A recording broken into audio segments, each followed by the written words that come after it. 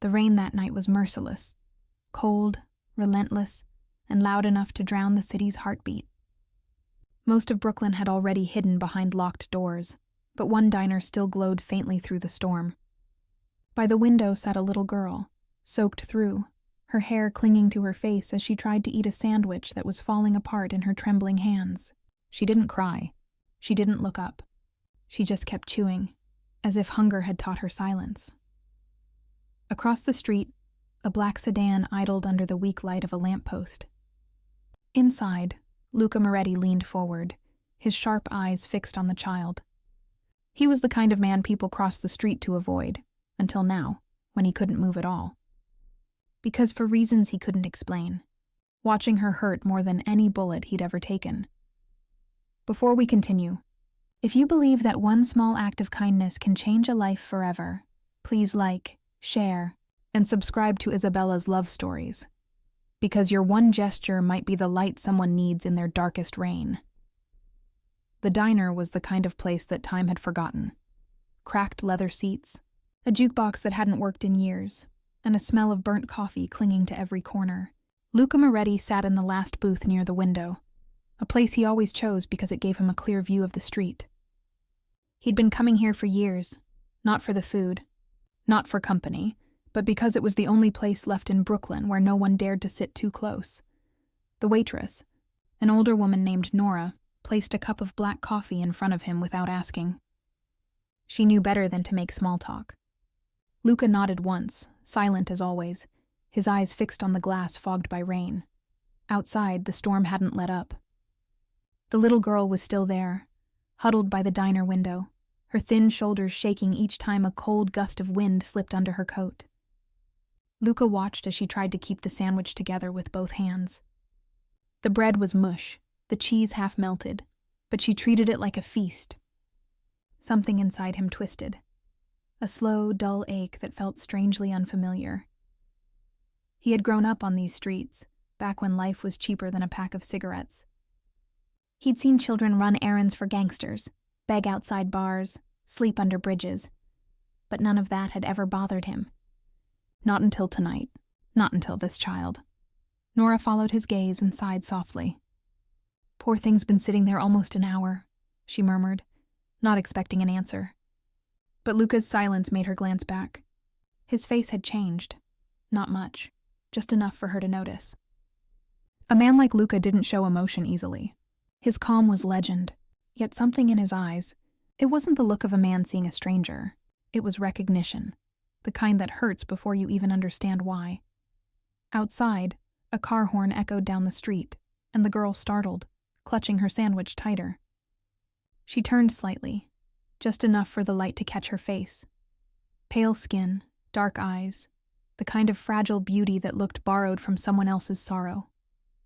Luca's breath caught. For a moment, he wasn't in the diner anymore. He was back in another place, another time. A narrow alley behind St. Dominic's Church, rain pouring just the same. A man on his knees begging for mercy that never came. He blinked it away. The past was a graveyard, and he'd buried everything that mattered there long ago. Still, he couldn't look away. He reached into his coat pocket, pulled out a folded 100, and placed it on the counter. "Give her something hot," he said quietly. His voice was low, almost hesitant, a tone Nora had never heard from him before. She hesitated. "Luca, she's just a kid. She might be scared if—" "I said give her something hot," he repeated, not louder, but firmer. Nora nodded and hurried to the kitchen. Outside, the rain drummed harder against the glass. The girl's head turned when Nora opened the diner door, calling to her gently. Luca watched the exchange, the confusion in the child's eyes, the small shake of her head, her stubbornness to stay in the rain. It was pride. He knew that kind of pride. He'd seen it in men who'd rather starve than beg, in soldiers who'd die before surrender. After a long pause, the girl finally stood and walked toward the door. She stepped inside, dripping water onto the linoleum, eyes wide, cautious. Nora led her to the booth across from Luca, the only empty one near the window. The girl sat down without a word, clutching the edge of her coat. When Nora placed a steaming bowl of soup in front of her, she just stared at it, like she wasn't sure it was really hers. Luca didn't move. He just sat there, watching the steam curl up into the dim light, watching her small fingers slowly wrap around the spoon. Outside, the rain softened, only slightly. And for the first time in years, Luca Moretti felt something he thought he'd lost the right to feel. He didn't know her name, didn't know her story, but somehow, watching her eat in silence, he knew this night wasn't one he'd be able to forget. The soup had gone half cold before the girl took her first sip. She blew on the spoon softly, her little hands trembling as steam brushed her face. Each movement was cautious, almost rehearsed, like someone who'd learned long ago to eat without drawing attention. Luca watched her from across the diner, pretending not to. He sat in his usual silence, one hand resting against his coffee cup, the other in his coat pocket, his fingers brushing against the weight of a lighter that had once belonged to someone he'd rather not remember. The girl finished quietly, placed the spoon down, and whispered something to Nora. The older woman leaned closer to hear.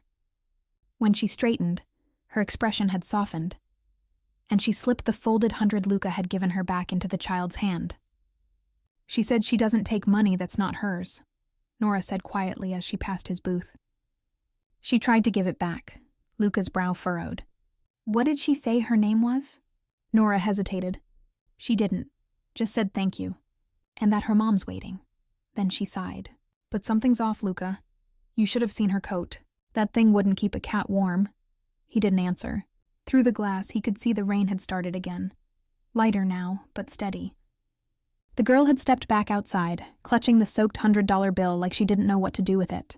After a moment, she folded it neatly and slipped it into the crack of the diner door, like returning something borrowed, before walking away into the dark. That small act stopped him. He'd known loyalty, obedience, betrayal, but honesty like that? That was rare, especially in his world.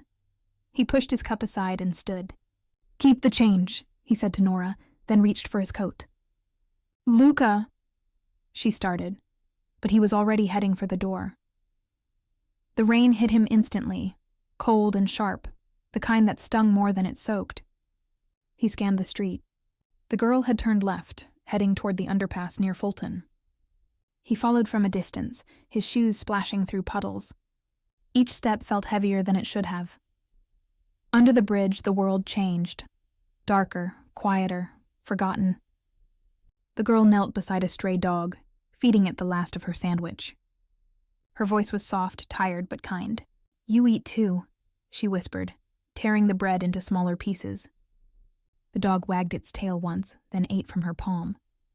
Luca stood in the shadows, watching. He'd seen men fight over millions, kill for power, lie for pride.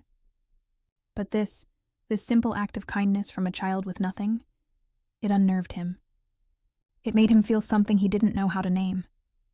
The dog licked her fingers, and she smiled faintly. Then she stood, pulled her coat tighter, and walked toward the side street that led deeper into the neighborhood. Kid, Luca said finally, his voice carrying across the rain. She froze, startled. He stepped closer, the dim light from the bridge revealing the outline of his coat and the shadowed strength in his posture. You dropped something. He held out the same $100 bill. Her eyes widened, not with greed, but fear. I didn't drop it, mister, she said softly. It was yours. Her voice was steady, polite, older than her face. Luca knelt slightly, his tone quieter. Take it. Buy something warm for your mother. She shook her head, taking a step back.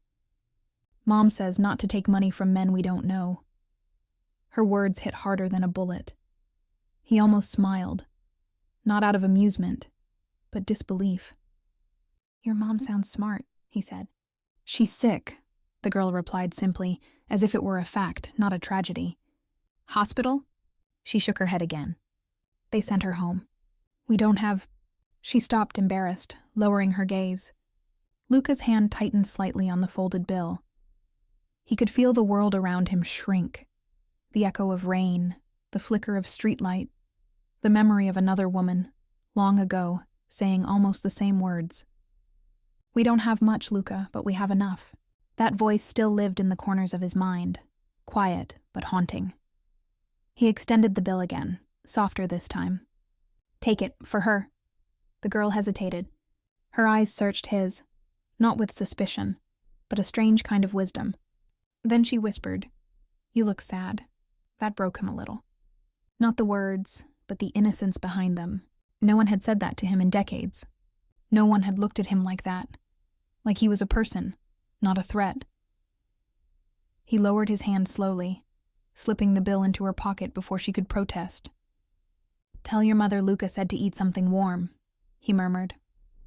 Then he turned away before she could reply.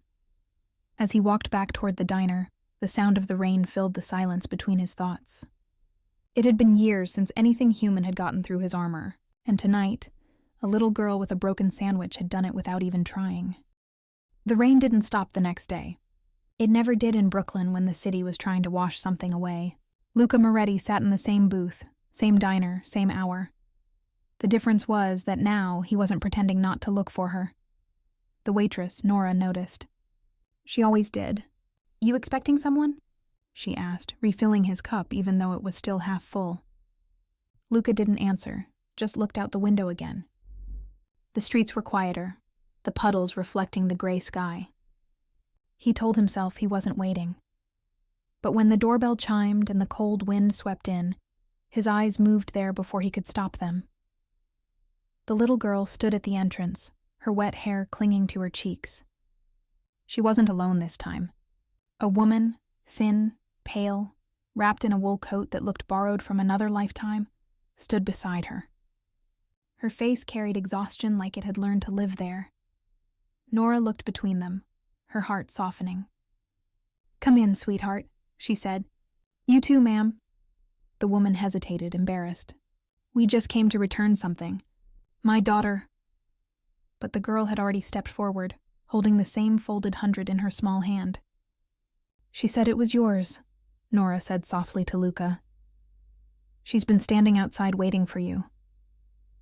Luca looked at the child, those dark eyes steady, older than they should have been. For a long moment he said nothing. Then quietly, "Keep it. It's not charity," the woman frowned. "Then what is it?" Luca hesitated. He didn't have an answer. He'd bought silence, loyalty, and forgiveness before, but never kindness. "I just don't like seeing people hungry," he said finally. The woman studied him carefully. "You don't look like the kind of man who notices hungry people." Luca's lip twitched. Not quite a smile. "Maybe I wasn't. Maybe I should start." The girl looked between them, unsure, then tugged at her mother's sleeve. "Mom, it's okay," she whispered. "He helped me yesterday." The woman's posture softened. "Thank you, Mr. Moretti," he said. "Luca Moretti." The woman's expression flickered. For a second, something like recognition crossed her face, but it passed quickly, buried under fatigue.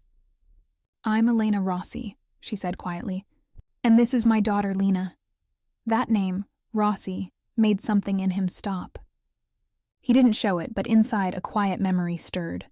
He'd known that name once, long ago before everything turned cold. He pushed it aside, forcing calm into his tone. "You both should sit." "You look frozen." Elena shook her head. "We can't. We don't want to trouble anyone." Luca leaned back. "It's no trouble, Nora." The waitress nodded, already ladling soup into 2 bowls. They sat across from him. The girl smiled faintly when the warm food arrived, the kind of smile that looks borrowed. A habit learned from gratitude, not joy. Her mother watched her eat like she was memorizing the moment. Luca noticed the way Elena's fingers trembled slightly as she held her spoon. He'd seen that shake before, not from age, but from hunger that had gone too long unspoken. He didn't ask questions. He just watched quietly, storing every detail in a mind that rarely forgot. After a while, the girl looked up. "Do you come here every night, mister?" He nodded slightly. "Sometimes. Why?" He hesitated. "It's quiet." "I like quiet," she smiled faintly. "Me too." Elena smiled too, the kind of tired smile mothers give when they hear their children talk to strangers and want to stop them, but don't have the heart. "Lena shouldn't bother you," she said softly. "She's not," Luca replied. Something about the way he said it made the air shift, respectful, gentle, but heavy with something unspoken.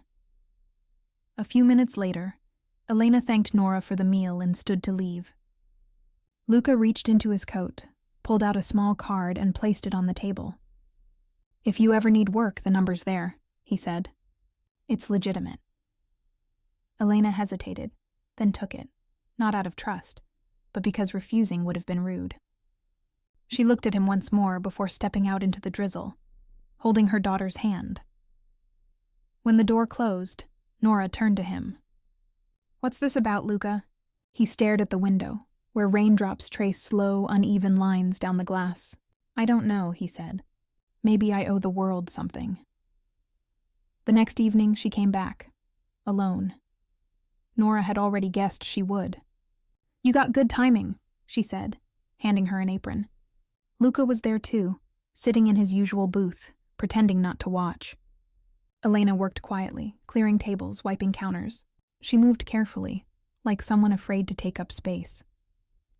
When the night slowed, Nora poured her a coffee and sat beside Luca. "She's a good woman," Nora whispered. "Said her husband passed a long time ago. Been keeping things together on scraps." Luca's jaw tightened. "Did she say his name?" "Yeah," Nora said. "Marco Rossi." The sound of that name was like a gunshot muffled by rain. He didn't flinch outwardly, but something inside him twisted hard. He took a slow breath, eyes on the steam rising from his cup. Marco Rossi. A name he hadn't said aloud in 15 years. A man who'd once been closer than a brother, until betrayal drew a line between them that only blood could erase.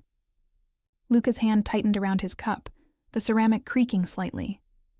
He didn't speak for a long while. Outside, thunder rolled across the city, distant but heavy, the kind that makes the windows shiver. When he finally did speak, his voice was low. "Don't tell her who I am," Nora frowned. "Luca, she doesn't even—" "I said don't tell her." There was no threat in his tone, only something heavier. Regret, maybe. Fear. Later that night, Elena finished her shift. She smiled politely as she passed his booth. "Thank you," she said, "for the work." He nodded once, but didn't meet her eyes. When she walked away, he looked at her reflection in the window, faint, ghost-like, and realized he wasn't sure who the mercy was for anymore. Her. Or him. That night, when he drove home through the rain, he couldn't get her face out of his mind. Or the girls. Or the sound of that name, Rossi. He poured himself a drink, but it didn't burn enough to quiet his thoughts. In the dark of his apartment, he stared at a framed photo hidden behind books on a shelf. 2 men, younger then, laughing at a poker table, one of them him, the other Marco Rossi. He touched the glass just once, before turning it face down. For the first time in years, the past didn't feel distant. It felt close, breathing, waiting. The following week passed in slow gray days. Rain came and went, as if Brooklyn itself couldn't decide what to let go of. Elena had settled into her shifts at the diner. She worked quietly, efficiently, a woman used to survival.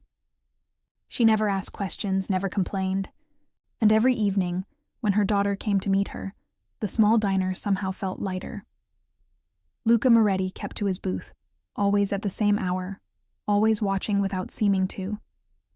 He told himself he was just making sure she was safe, but he knew that wasn't true. He was looking for something he couldn't name, a way to undo a sin too old for forgiveness. One night, Nora placed a file on the table beside his coffee. "I don't like this, Luca," she said softly, "but I know you'd do it anyway."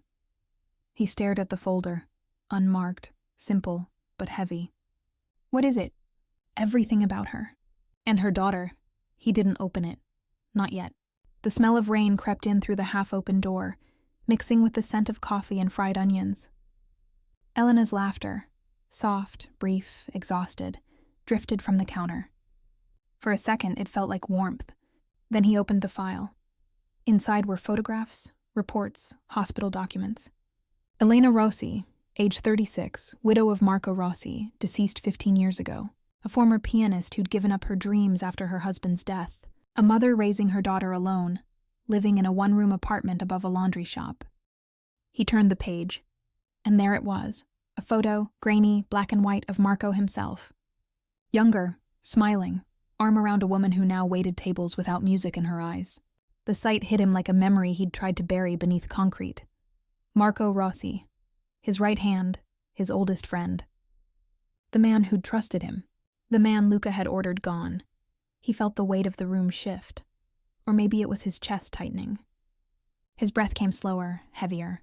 The sound of rain against the window began to sound like footsteps from a past that wouldn't die. Nora saw the change in his face. "You knew him, didn't you?" Luca closed the file, voice low. "He was family." For the rest of the night, he didn't speak. He sat there long after the diner closed, long after Elena and Lena went home, staring at the single name printed on the cover of that file. Rossi. The next evening, he found himself driving aimlessly through the older streets of Brooklyn, the kind he hadn't seen in years. Every corner held ghosts. There was the bakery Marco used to visit every Sunday, the church where his daughter was baptized, and finally, the narrow alley behind St. Dominic's, the one he'd dreamed about for years, the one where he'd made a choice he could never unmake. He stopped the car, letting the engine idle. Rain pattered on the windshield, softer now. He sat there a long time before stepping out. The air smelled of damp brick and old sin. He remembered the flash of a gun. The sound, the silence after. Marco's last words. "You're making a mistake, brother." He'd told himself it was justice, necessary. But standing there now, older, emptier, and watching a little girl eat in the rain 15 years too late, it felt like nothing but cowardice. He leaned against the wall, his hand covering his face. For the first time in decades, the man known as Luca Moretti, the ghost, the name that ruled streets and silenced men, felt small. 2 nights later, Elena didn't come to work. Nora noticed first. "She called earlier," she said. Her mother took a turn. "The hospital said it's bad." Luca's head lifted slightly. "Which hospital?" "Methodist, I think." He didn't hesitate. An hour later, he stood in the dim, fluorescent corridor of the hospital, the sound of rain tapping faintly against the windows. He saw Lena sitting on a bench, her small hands clasped, her school bag beside her feet. When she saw him, her eyes widened in quiet surprise. "Mr. Moretti?" He knelt to her level. "Your mom's here?" She nodded. "They said she's really tired. They won't let me in yet." Her voice broke just slightly at the word tired. Luca looked toward the room number she pointed to. He didn't know what to say. The last time he'd walked into a hospital, it was to visit the man whose life he'd ordered taken. But guilt is a strange thing. It doesn't age. It just waits. He stood in the doorway.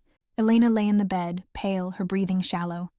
When she opened her eyes and saw him, confusion flickered first, then faint recognition. "Mr. Moretti?" He stepped closer. "You should rest." She gave a tired smile. "I'm fine, just dizzy spells." He didn't believe her. Neither did the machines beside the bed. He hesitated, then asked quietly, "Your husband?" "Marco Rossi. Do you remember how he died?" Her eyes shifted slightly at, not in fear, but memory. "They said it was a business deal gone wrong. A fire, an accident." She paused, her gaze turning to the window. "But I never believed that. Marco wasn't reckless. He trusted the wrong people." Her words sank like stones. Each syllable carried the weight of the man he used to be. Luca swallowed hard. "He was a good man." "Yes," she said softly. "He was." There was silence between them. Not uncomfortable, but heavy. Then she looked at him. Really looked. And for a moment, something in her eyes sharpened. "You knew him." It wasn't a question. Luca froze. His instinct, the one that had kept him alive all these years, told him to deny it. But her face, fragile and honest even in weakness, stripped him of the lie before it formed. "I did," he said quietly. "How?" He hesitated, then whispered, "We worked together. A long time ago." Her gaze softened again. "Then you know what kind of man he was?" He nodded once. "Yes, I do." She closed her eyes, a faint tear slipping down her cheek. "He didn't deserve what happened." Luca's voice was almost a breath. "No, he didn't." When she opened her eyes again, he was gone. Outside the hospital, Luca stood under the overhang as the rain began to fall again. He lit a cigarette, though it shook slightly between his fingers. Each drag burned a little deeper than it should have. He didn't look back at the window, though he could still see her reflection in his mind. Tired, beautiful, broken by a truth she didn't even know yet. He exhaled smoke and rain into the night. For the first time in years, the city didn't feel like his. It felt like it belonged to all the people he'd taken it from. And now, it felt like it was coming to collect. The storm hit harder that night.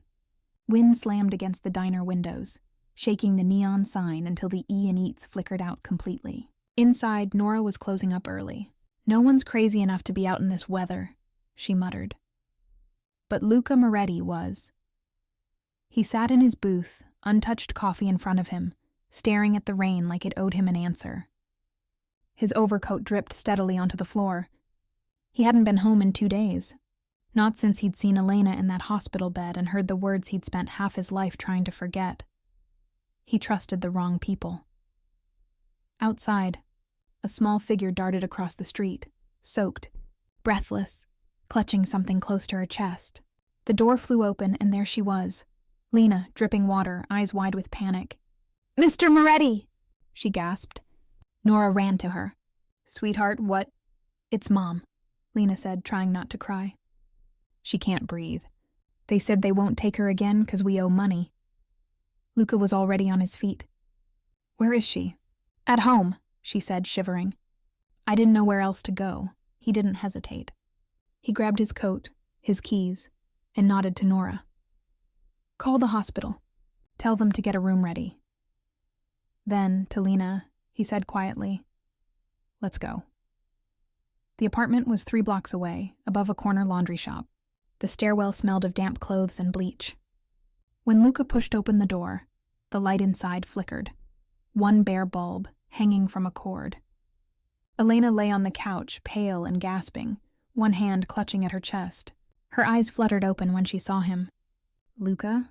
He knelt beside her, checking her pulse, his voice calm but trembling. "You're going to the hospital, now." She shook her head weakly. "They said, I don't care what they said." He lifted her as gently as he could. She was light, too light.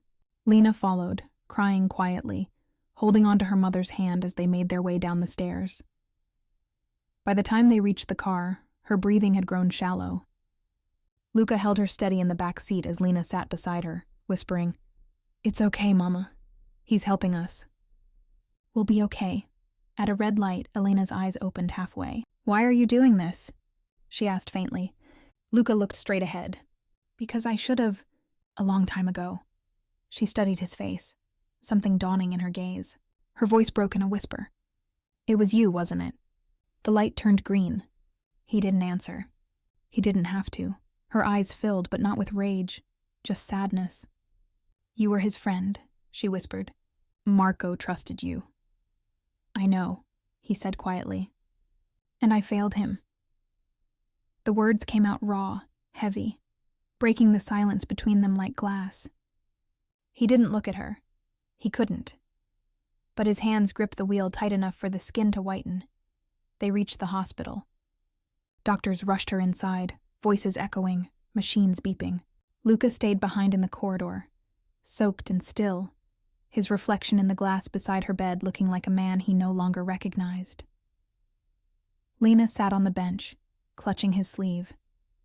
"She's going to be okay, right?" He looked down at her, this small, brave child who'd walked through rain for help. "Yes," he said, though the word almost broke his throat. "She will." An hour passed. Then another. Through the half-open door, he heard the doctors murmuring. Weak heart, malnutrition, stress. He knew that tone. He'd heard it too many times.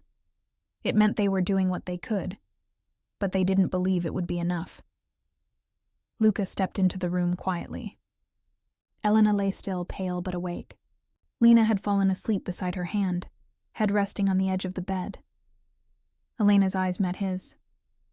There was no anger there, just the kind of calm that hurts to look at.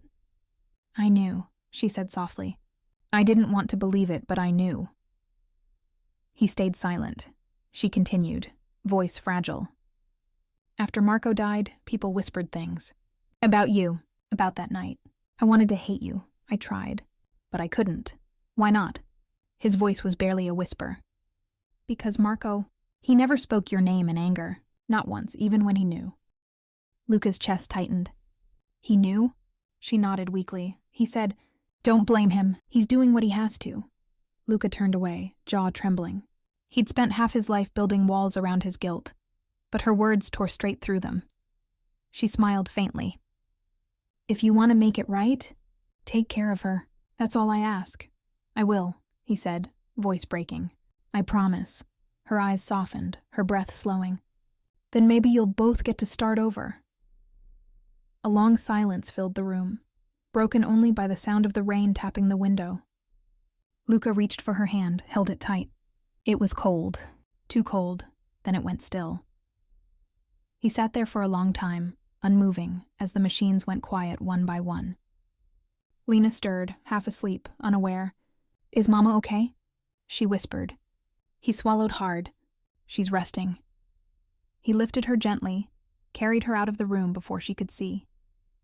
Outside, the hallway lights flickered, and the rain softened to a whisper. He stood by the window, Lena's small hand clutching his coat, and for the first time in decades, Luca Moretti let tears fall, silently, freely, for the man he'd betrayed, and the woman who'd forgiven him anyway. That night, Brooklyn slept under the sound of rain. But in one corner of the city, a man who'd once ruled it sat alone in his car, the child asleep in the back seat, her head resting against the door.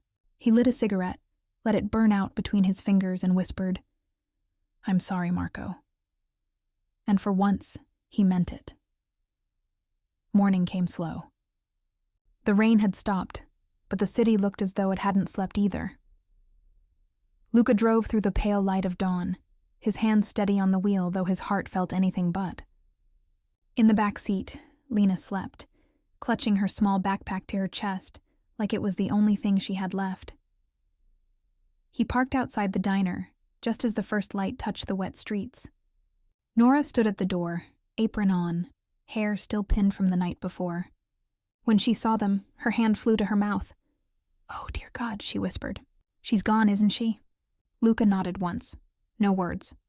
Nora's eyes filled instantly.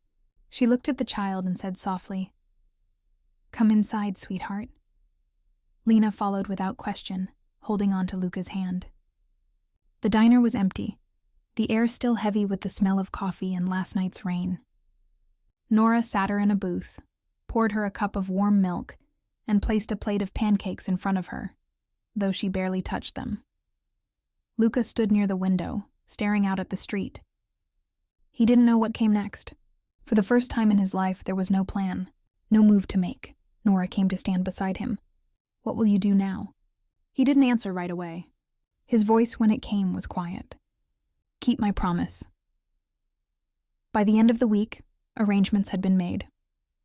Elena Rossi was buried in a small cemetery on the edge of the city, the kind of place where silence wasn't lonely, just soft. Lena stood beside Luca, clutching a small bunch of daisies. Her face was still, too calm for her age. When the priest finished, she stepped forward, placed the flowers on the grave, and whispered something so quietly he couldn't hear. He didn't ask what it was. Some goodbyes weren't meant for anyone else to know. Afterward, they sat in the car for a long time without speaking. Finally, Lena turned to him. "Where will I go now?" He met her eyes in the rearview mirror. "You'll stay with me." "If you want." She hesitated, then nodded once. "Okay." That one word, small, trusting, hit harder than any confession ever could. Weeks passed. The diner became a kind of home. Lena came after school, did her homework in the corner booth while Nora fussed over her, and Luca pretended not to care. But everyone could see it. The way his eyes softened when she laughed. The way he stayed later each night. The way he started to talk again. He had men, of course, the kind who'd built his empire in silence and fear. But lately, when they came to him with business, he said the same thing every time. Not tonight. And somehow, that small refusal changed everything. The violence began to fade from his life, not with noise, but with absence. Old debts went unpaid, old wars went forgotten. He'd given his men money to leave, and most of them did. Those who stayed learned to follow a different kind of order, the quiet kind. He sold off the nightclub, then the warehouses, then the cars. When Nora asked why, he only said, "Because I don't want her to grow up seeing who I used to be." One evening, Lena came running to his booth, excitement in her eyes. "Mr. Moretti, look," she said, holding up a small sketchbook. Inside was a drawing, rough, childlike, but full of heart. It was the diner, the rain outside, and a man sitting at the booth by the window. "That's you," she said proudly, "the man who helps people." For a moment, Luca couldn't speak. He stared at the drawing, at how simple it was, how kind. Then softly, "You think I help people?" She nodded. "You helped us. You help Nora. You even help that man who comes to the back door sometimes." He smiled faintly. She meant Tony, a broken old hitman who now just came by for coffee and leftover pie. Luca reached into his coat pocket, pulled out a gold lighter and handed it to her. It was old, engraved with the initials M.R. Marco Rossi. "I think this belongs to you now," he said quietly. She turned it over in her hands, tracing the letters with her thumb. "Who's M.R.? "Someone who once taught me the difference between fear and respect," he said. "Was he your friend?" Luca's eyes softened. "He was better than that." She smiled, then placed it carefully back in his hand. "Then you should keep it, so you don't forget him." He looked at her, this small, wise child, and felt something break and heal at once. Months later, the diner was busier than ever. Rain came and went, just like always. But now, when it did, Lena would sit by the same window where she once ate alone. Only this time, there was always someone beside her. Sometimes it was Nora. Sometimes it was Luca. And every time, without fail, when the sky darkened and thunder rolled in the distance, Lena would smile softly and whisper, "Rain isn't sad anymore." Luca would nod quietly, his gaze on the street. He never told her the whole truth about her father. He didn't need to. Some stories were better left rewritten through kindness. That night, as he locked the diner doors, he looked out at the city, calm now, peaceful for once. He lit a cigarette but didn't smoke it. Just let it burn. Then with a quiet smile, he whispered to the empty street, "Marco, I kept my promise." And for the first time in a lifetime of storms, Luca Moretti finally went home in peace. Time has a way of softening even the sharpest edges, if you let it. For Luca Moretti, the edges had once been made of steel and smoke and silence, but now they were paper and warmth and laughter, shaped by a little girl who reminded him what it meant to be human again. A year had passed since that night. The diner hadn't changed much, still smelled of coffee and rain, still hummed with quiet conversations and the jukebox that didn't work. But the people inside had. Nora had started smiling more.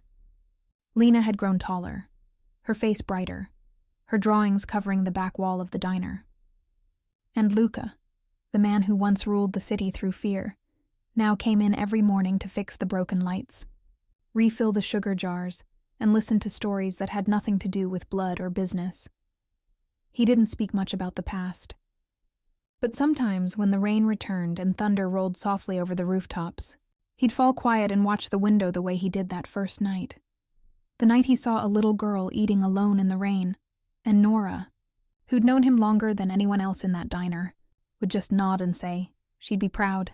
You know, he never asked who she meant. He didn't need to. There's a kind of peace that doesn't come from getting what you want. It comes from forgiving yourself for what you can't undo. Luca had learned that slowly, painfully, one day at a time. He'd spent years hiding behind power, thinking it could drown out guilt. But guilt doesn't drown. It floats, waiting for the tide of conscience to pull it back up. Lena was that tide. Every laugh, every question, every small act of kindness.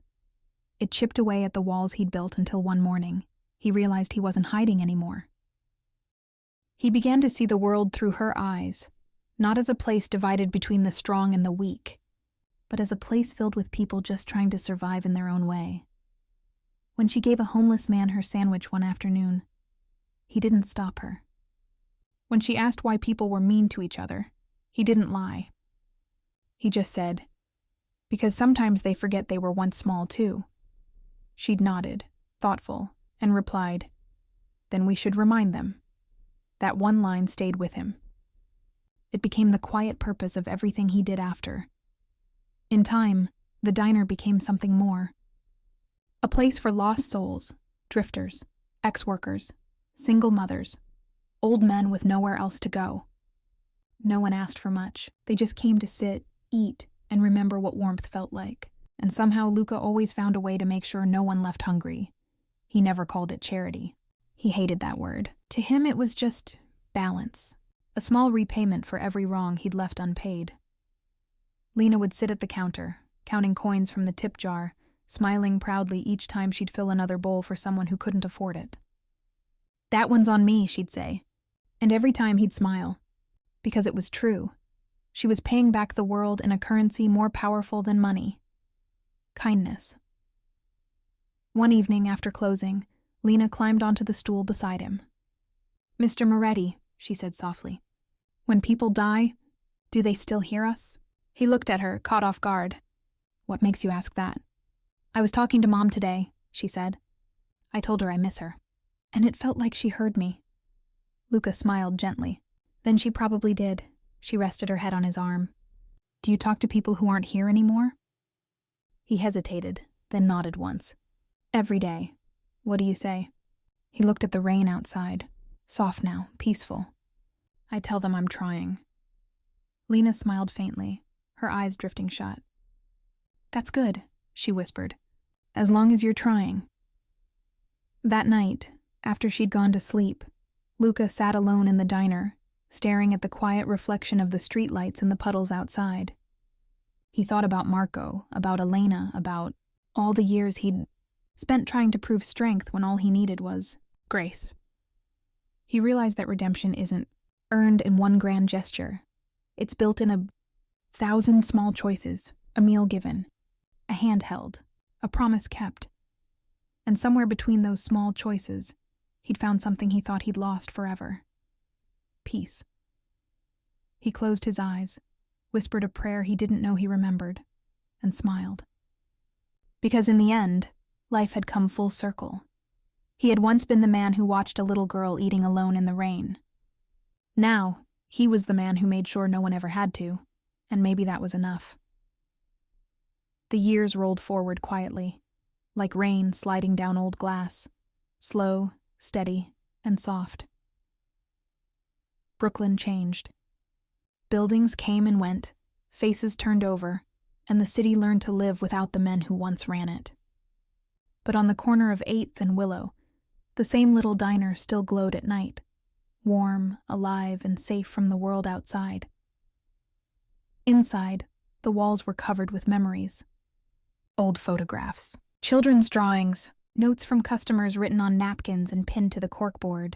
And behind the counter, Lena Rossi, no longer the little girl eating in the rain, but a young woman with her mother's calm eyes, poured coffee for a group of old men arguing about baseball. When the bell above the door chimed, she turned and smiled. "Morning, Mr. Moretti," she said, voice soft and familiar. Luca walked in slowly, older now. His once black hair silvered at the temples, his gait slower, but his presence still quiet and commanding. He nodded in greeting. "Morning, kiddo." He sat at his booth, the same one by the window, and looked out at the street where he'd first seen her. Rain was falling again, not heavy, just enough to blur the city lights into something beautiful. Lena came over, refilled his cup without asking, and sat across from him. "You ever get tired of the rain?" she asked playfully. He smiled faintly. "No, I used to hate it. Now it just reminds me where everything started." She tilted her head, smiling. "You mean here?" He looked at her, a softness in his eyes that only years of redemption could earn. "Yeah," he said quietly. "Here." For a while, they just sat there, the kind of silence that feels full, not empty. Outside, the rain tapped gently against the glass, like a memory knocking, not demanding to come in, just reminding you it's still there. Lena reached into her apron and pulled out something small. A lighter, old and gold, its edges worn smooth. "I kept it," she said softly. "I thought maybe you'd want it back one day." Luca looked at it, MR still faintly engraved on the side, and felt something move inside him that words couldn't touch. He took it gently, thumb brushing over the letters. "I gave this to your father once," he said. "I know," she replied. "You don't have to tell me. I figured it out."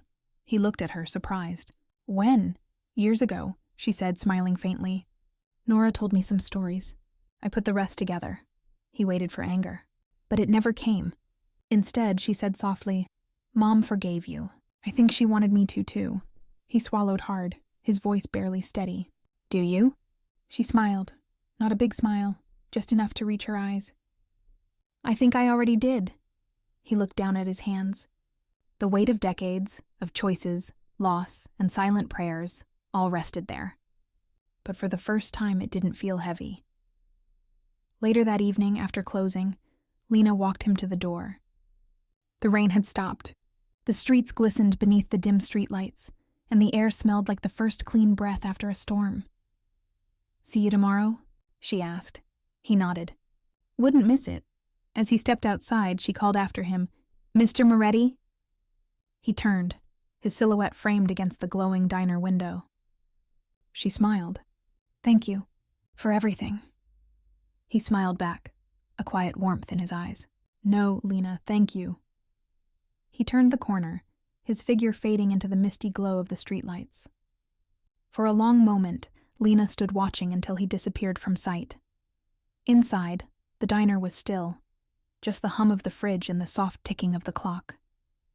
She looked around, her gaze landing on the window seat where it all began. A memory flickered.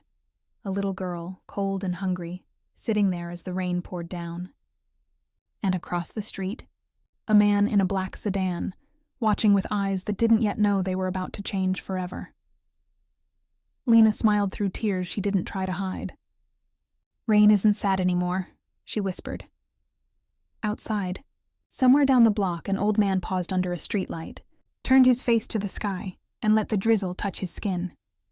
He smiled, tired, peaceful, content. Because sometimes redemption doesn't come with thunder. It comes quietly, in the rain, when you least expect it. And if you listen closely enough, you can almost hear forgiveness in every drop. If this story touched your heart, don't forget to like and subscribe.